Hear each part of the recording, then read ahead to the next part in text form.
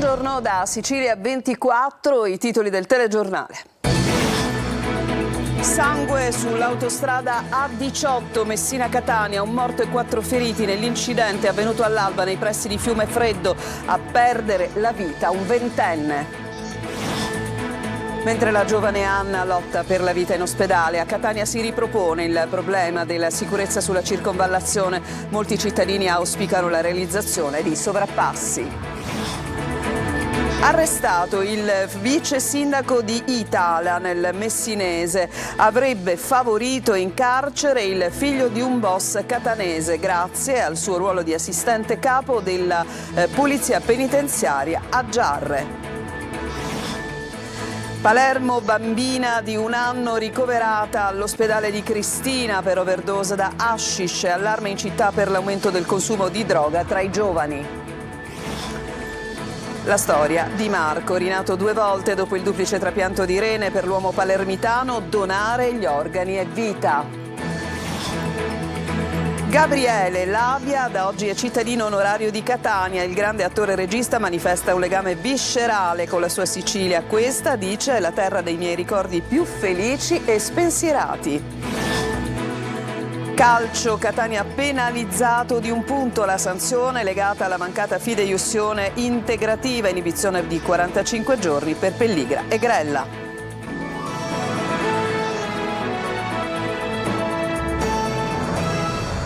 Bentrovati e apriamo il nostro telegiornale con l'ennesimo incidente mortale sulla A18. È un susseguirsi di episodi davvero molto gravi. All'alba l'incidente che ha causato un morto e 4 feriti, ma ci spiega tutto Lorena Dolci.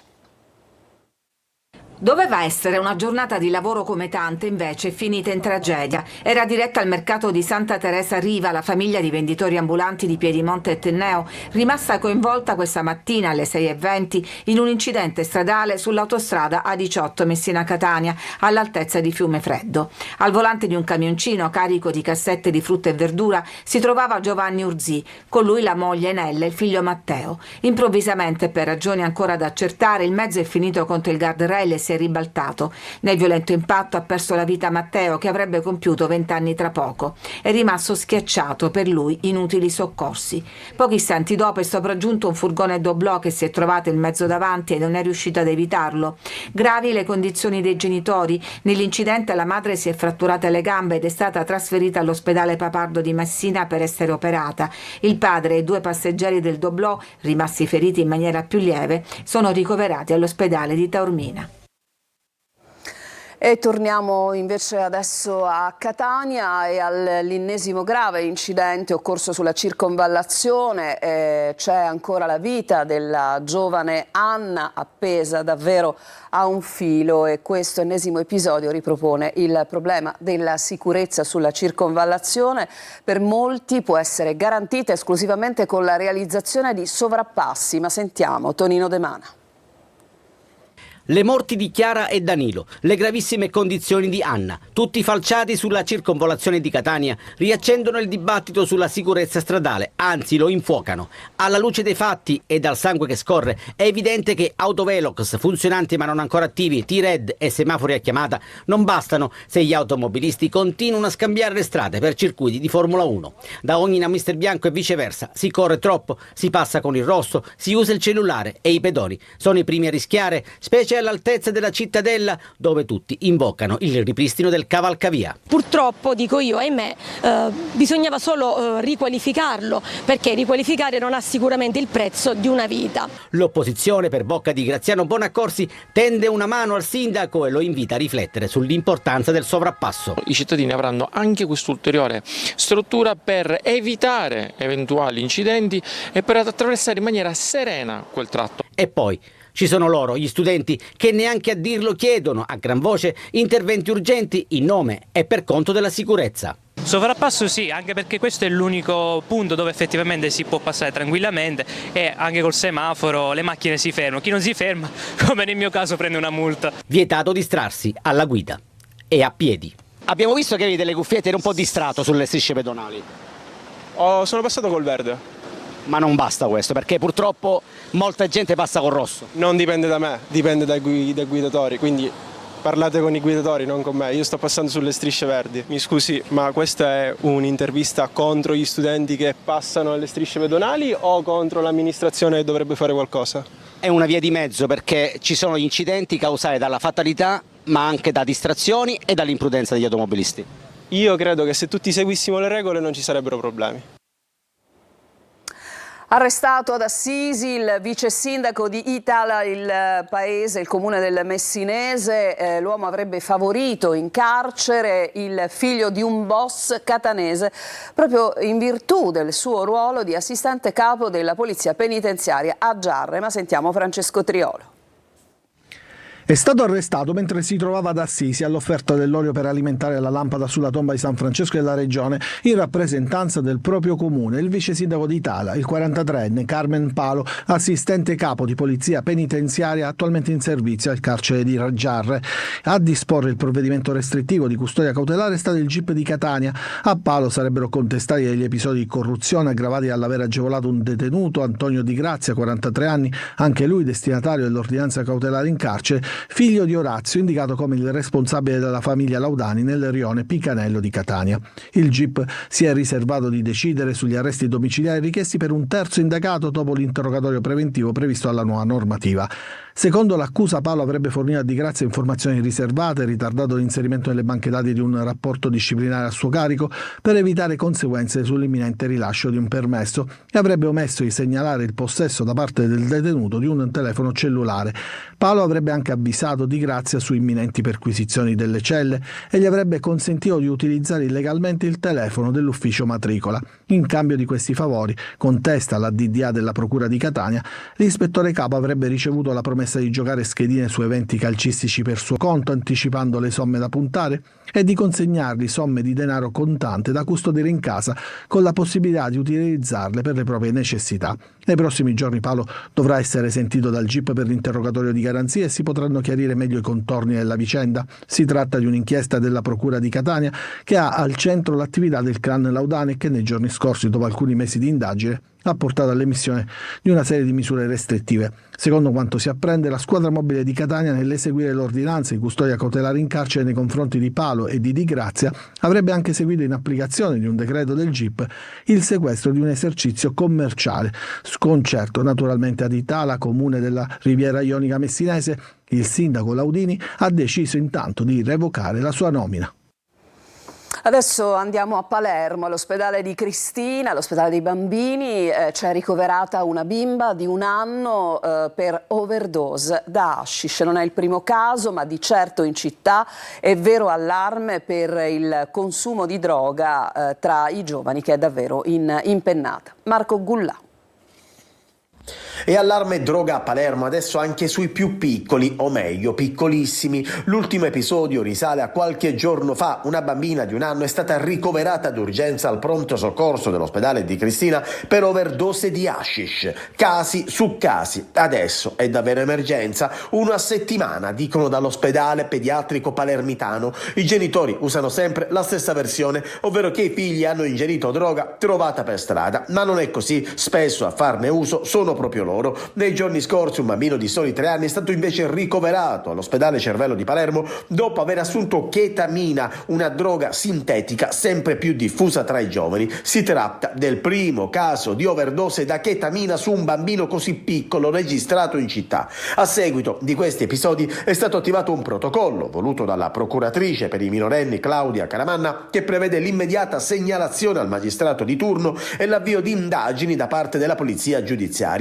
Si apre così un fascicolo a tutela dei minori coinvolti, un consumo di droga che aumenta anche sui più giovani alla ricerca dello sballo e a prezzi di mercato. Ecco quindi che le strade purtroppo portano al crack, da Ballarò alla Vucciria, poi centro storico e adesso anche nel salotto della città. Il crack ormai si riesce a reperire dovunque ed è proprio questo un altro segnale preoccupante dell'allarme cittadino. E torniamo sull'omicidio di ieri nelle campagne di Grisì, nel Palermitano. La vittima, un bracciante Salvatore Di Salvo, stava tentando di scappare. Sono stati sentiti amici e parenti. Al momento un agguato che è ancora avvolto dal mistero. Il servizio. Un omicidio avvolto ancora dal mistero. Campagne di Grisì nel Palermitano. Qui è stato ucciso Salvatore Di Salvo, 69 anni, di Borgetto. L'omicidio si è consumato in una zona isolata e deserta, ma soprattutto lontana da occhi indiscreti, come se l'assassino sapesse dove colpire senza il timore di essere scoperto. Un omicidio premeditato. Di Salvo ha provato a scappare, ma è stato raggiunto dalla ferocia del suo killer. L'uomo era a terra, privo di vita, accanto alla portiera, praticamente nascosto dalla fitta vegetazione. Cosa è successo? Perché Di Salvo è stato ucciso? Gli elementi a disposizione degli inquirenti sono pochi, non ci sono telecamere e al momento non ci sono nemmeno testimoni. Le indagini sono condotte dai carabinieri della compagnia di Partinico e coordinate dalla Procura della Repubblica di Palermo. Sono stati sentiti parenti e amici per provare a ricostruire gli ultimi giorni della vittima, se avesse ricevuto minacce o avuto alterchi o altro tipo di episodi che possano essere degenerate. I PM hanno disposto l'autopsia che verrà eseguita nei prossimi giorni, da cui potrebbero emergere altri indizi, come ad esempio il calibro dei proiettili. Di Salvo aveva piccoli precedenti, storie del passato, e non risulterebbero collegamenti con la criminalità organizzata. Era fratello di uno degli indagati nella strage sul lavoro avvenuta a Casteldaccia il 6 maggio scorso, in cui morirono 5 operai, ma anche questo nulla avrebbe a che fare con l'omicidio. E adesso al tema della crisi idrica in Sicilia, dove l'acqua continua a scarseggiare, non piove, gli invasi sono a secco. Ad Agrigento quella che arriva, quel poco che arriva, si perde per strada a causa di una condotta idrica davvero vetusta. I cittadini continuano a manifestare in piazza. Davide Sardo. La Sicilia rischia di esaurire le risorse idriche in inverno. Legambiente lancia l'allarme. A settembre la situazione è peggiorata drasticamente, prosciugando i residui sopravvissuti all'estate rovente. Ampia parte degli invasi è quasi a secco. La pioggia è una speranza, ma al momento è ancora un miraggio. E, come se non bastasse, preoccupano le ingenti dispersioni dalle condotte fatiscenti ovunque, con percentuali oltre il 50%. Secondo i dati di Legambiente su base Istat ad Agrigento si riscontra la percentuale maggiore di acqua sprecata in strada, come documentato anche da queste immagini. Centinaia di metri cubi si perdono tra i terreni e l'asfalto di Fontanelle a causa di una condotta idrica vecchia e danneggiata. Nel frattempo prosegue la protesta dei cittadini in piazza Pirandello innanzi al municipio. Non è cambiato nulla, si cercano pozzi. La regione parla di dissalatori mobili, parlano di tutto, ma da aprile che siamo senza acqua, ci sono case e vie di Agrigento che arriva l'acqua dopo 30 giorni. A me mi interessa l'acqua perché ci devo dire a mio figlio, aspetta, non devi lavare ora, lavati più tardi oppure domani che arriva l'acqua. A mia moglie dire ci sta arrivando l'acqua vinne. Ieri, martedì, ho detto cominciamo a lavare tutte cose perché questa è la realtà purtroppo di Agrigento. Siamo rimasti di nuovo senza acqua, come stavo dicendo poco fa, e siamo qua. Speriamo che possa diminuire questa turnazione, perché noi abbiamo sofferto da aprile a settembre 5 mesi senza acqua. A peggiorare la situazione, il sindaco di Agrigento Micichè ha disposto la sospensione dell'erogazione idrica a San Leone dopo il riscontro dell'azienda sanitaria provinciale di Agrigento di parametri non conformi. Cambiamo decisamente argomento, parliamo del tema della donazione degli organi. Nella storia appunto di Marco, un uomo palermitano, tutta la forza e la convinzione di quanto sia importante la donazione degli organi come atto di generosità e come si trasformi in vita. Lui è rinato ben 2 volte proprio per 2 interventi, 2 trapianti di rene. Giusy Lazzara. Io mi reputo il frutto del dono. Poche parole quelle di Marco, che a 23 anni, dopo il salvataggio in mare di un giovane che stava annegando, scopre che i suoi reni non funzionano. Comincia il buio della dialisi, poi la mamma dona il suo rene. Dopo 8 anni questo rene, per un problema di tossicità da farmaco di immunosoppressore, purtroppo perde la sua funzionalità. Ricomincia la dialisi e la paura di non farcela. Dopo 2 anni arriva un altro rene da un donatore deceduto. Nell'arco di 1 anno e mezzo, grazie a una donazione da cadavere, mi permette di ritornare ancora una volta a rivedere la luce e la rinascita. Da qui ricomincia la nuova vita.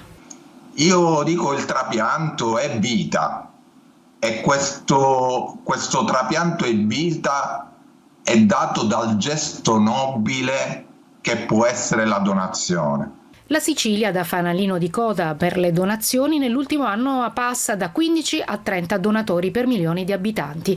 Un balzo in avanti segnalato anche dal Ministero, che nel 2023 ha raccolto in Sicilia 765.000 sì alla donazione tra ASL, comuni e associazione dei donatori di organi e tessuti. I trapianti sono stati nell'ultimo anno 244, ma dietro i numeri la vita di tante persone che vogliono tornare alla normalità. Adesso ci fermiamo per una pausa e ritorniamo tra pochissimo. Torneremo a Catania per mostrarvi lo sventato furto di sportelli d'auto. A tra poco.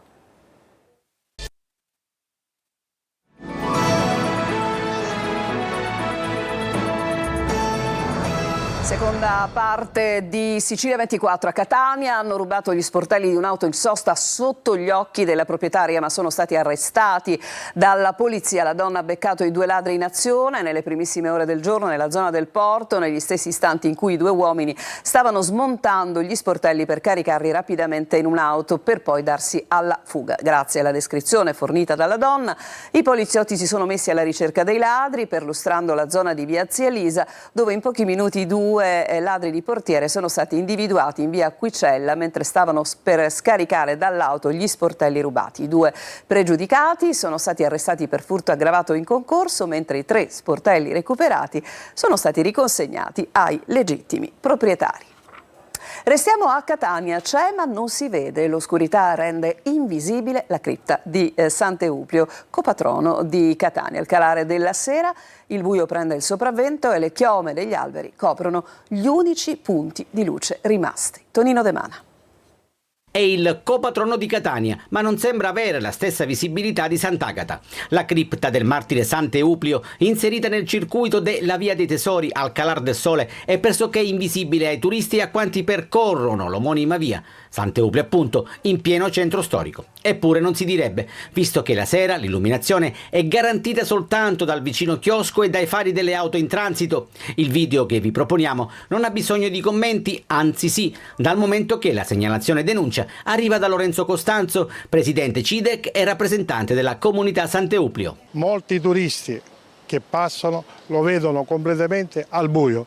Quello che chiediamo più attenzione, visto che questo sito al buio non è visitabile e non è neanche sicuro. A terra sono invece ben visibili un palo della luce ed una transenna che mette in sicurezza, si fa per dire, l'area in questione, mentre basta alzare lo sguardo e l'obiettivo della telecamera per rendersi conto che gli unici punti luce sono completamente nascosti dagli alberi, le cui chiome ed i rami, alcuni pericolanti, pendono come una spada di Damocle sugli ignari passanti. Il grande attore, regista Gabriele Lavia è da oggi cittadino onorario di Catania. La consegna nella sala giunta di Palazzo degli Elefanti, naturalmente nelle mani del primo cittadino. Sentiamo Desiree Ferlito. Acciughe, sardine e moglie. Catania per me ha il sapore dell'infanzia, la dimensione mitica di quando si è assolutamente felici e spensierati. Così il maestro Gabriele Lavia, a cui è stata conferita oggi la cittadinanza onoraria, la consegna ufficiale nella sala giunta del Palazzo degli Elefanti, dal primo cittadino di Catania. Un legame viscerale con la sua Sicilia, terra d'origine dove è nato il 10 ottobre del 42. Questo riconoscimento arriva come un regalo nel giorno prima del suo 82esimo compleanno. Mi dispiace solo che mia nonna, mia mamma, mio padre non siano vivi, perché per loro sarebbe una tale cosa, una tale felicità, un tale onore, credo che mia nonna si produrrebbe in una caponatina inarrivabile. Basta che lei si mette a gridare in faccia. Una carriera straordinaria, uno dei più prolifici e celebri interpreti teatrali degli ultimi decenni, vestendo brillantemente i panni di regista e interprete. Della prosa ne ha fatto la sua vita, Pirandello, Leopardi e Dostoevskij tra le sue interpretazioni più celebri. Secondo te, Michele, è più bello in bianco e nero così? Teatro ma anche cinema. Gabriele Lavia partecipa al celebre film Profondo Rosso. Ha diretto film tra cui Scandalosa Gilda e La Lupa, che hanno per protagonista l'ex moglie Monica Guerritore. E nella sua Catania il maestro Lavia dice Leopardi, in una serata speciale al Teatro Stabile. Dico, sottolinea Lavia, non le recito. Recitare implica sempre fare proprie le parole. Dire, invece, significa farsi veicolo delle parole del poeta. E come ogni mercoledì oggi torna l'appuntamento con il sindaco, il confronto con il primo cittadino di Catania, Trantino, in diretta sulla nostra rete dopo il telegiornale, quindi alle 14:30. E come sempre questo appuntamento è condotto dal nostro direttore Michele Cucuzza. Per le vostre domande, segnalazioni e lamentele potrete scrivere al nostro numero WhatsApp 342 7455 005 oppure potrete inviare una mail a sicilia24focus@telecolor.it. Vi aspettiamo dopo il telegiornale con un'ampia pagina riservata ai vostri messaggi. Noi ci fermiamo ancora subito dopo il calcio e cominceremo con il Catania penalizzato di 1 punto. A tra poco.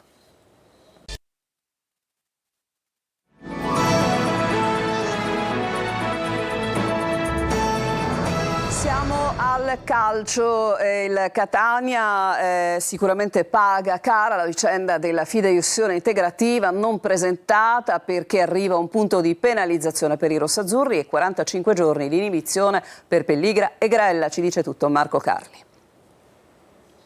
Un punto di penalizzazione e 45 giorni di inibizione per Pelligra e Grella. Arriva il responso sulla vicenda estiva che ha alimentato polemiche e discussioni in serie nell'ambiente. Il problema era legato al deposito della fideiussione integrativa e ha portato al provvedimento sanzionatorio della Procura federale tramite il patteggiamento, un accordo fra le parti.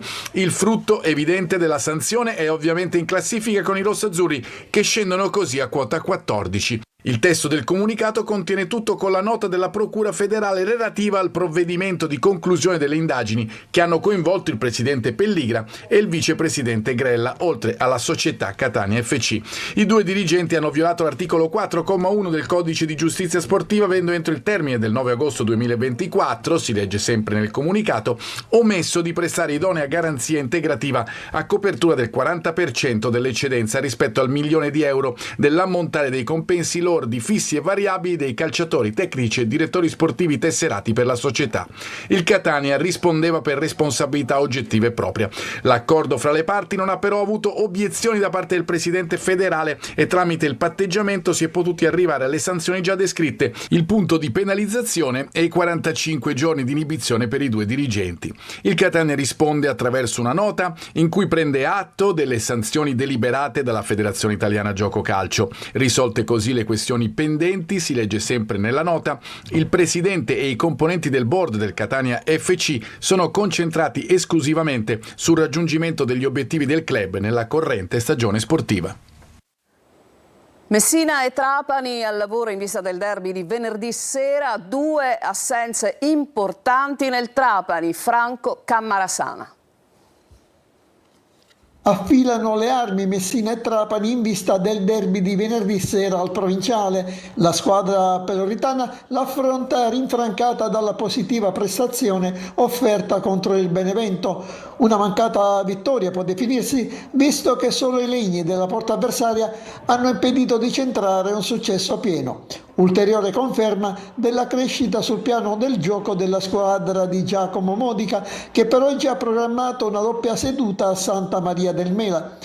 Si va intanto verso la probabile conferma tra i pali del lituano Titas Krapikas, mentre dovrebbe essere della partita Davide Petrucci. Il centrocampista romano, al pari di Giuseppe Salvo, ad inizio settimana ha svolto un allenamento a parte, ma venerdì sera sarà regolarmente in campo. Nel Trapani invece qualche problema per Totò Aronica, al quale in vista del derby sono venuti a mancare 2 giocatori importanti. Per motivi personali, infatti, ha dovuto rescindere il contratto il centrocampista Valerio Mastrantonio, mentre è stato squalificato per un turno il terzino Benedetti. Assenza non da poco, dato che Martina, il suo naturale sostituto, è alle prese con un problema muscolare. Non ci sono altri aggiornamenti, dunque il nostro telegiornale finisce qui. Io vi lascio con Michele Cucuzza per l'appuntamento con il sindaco di Catania Enrico Trantino. Come sempre grande spazio per le vostre domande. Vi ricordo che Sicilia 24 tornerà nella prossima edizione alle ore 19. A tutti un buon pomeriggio.